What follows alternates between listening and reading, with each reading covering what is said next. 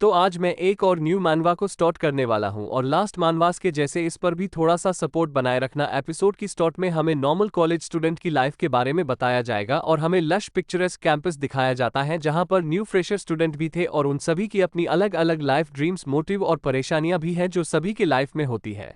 और हमें चॉय चैंग वुक को दिखाया जाता है जो सेकंड ईयर में रिटर्न हुआ है। वो उन सभी फ्रेशर स्टूडेंट को देखकर अपने मन में सोचता है कि अब मैं इस फ्रेशर्स कैंपस लाइफ से काफी आगे आ गया हूं। हम चैंग को देखते हैं जो अपने कॉलेज की तरफ जा रहा होता है और वह अपने मन में कहता है स्टूडेंट लाइफ के जैसे इन सभी ने सेम यूनिफॉर्म वेयर की है।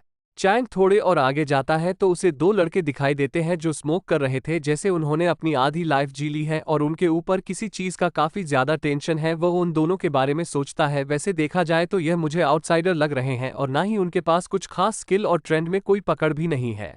नेक्स्ट सीन में हम देखते हैं चैन अपने क्लासरूम में बैठा होता है और वहां उसके मैथ्स टीचर पढ़ा रहे होते हैं। वो कहते हैं यह मैथ्स है पर फिर भी इसमें नंबर से ज्यादा तो इंग्लिश है और सब लोगों की स्कूल लाइफ में कोई एक न एक ऐसा सब्जेक्ट होता है जिसे वो कभी पढ़ना नहीं चाहते। वैसे ही सेम सिचुएशन चैंग की भी है।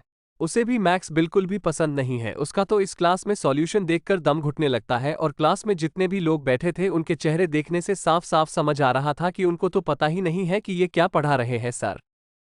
कुछ टाइम बाद जब क्लास खत्म हो जाती है उसके बाद चैंग जब बाहर जा रहा होता है तब वह अपने मन में सोचता है मैं शुरू से बॉयज स्कूल में पढ़ा हूं। मेरे मिडिल स्कूल और हाई स्कूल में भी मेरे ज्यादातर दोस्त लड़के ही थे। इस वजह से मैं आज तक कोई रिलेशनशिप में नहीं आया हूं और अब मेरी इस बात से काफी जल रही है। वो उदास होते हुए कहता है मिलिट्री से वापस आने के बाद मैंने इंजीनियरिंग स्कूल में एडमिशन ले लिया और उसे ऐसा लग रहा होता है कि वो किसी भी लड़की के साथ कनेक्शन नहीं बन सकता।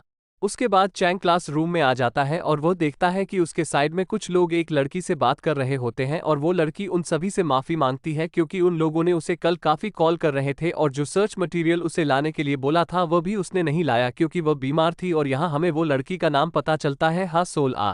वो दोनों लड़के हैं सोल आ से कहते हैं तुम इसके लिए बिल्कुल भी टेंशन मत लो, हम लोगों ने सर्च मटेरियल पहले ही अरेंज कर लिए और अगर तुम्हें अच्छा नहीं लग रहा है तो तुम अपने आप को ज्यादा पुश मत करो। और साइड में बैठा हुआ चैंग उन सभी को देख रहा होता है। वो कहता है हा सोल आ हमारे डिपार्टमेंट की गॉडेस।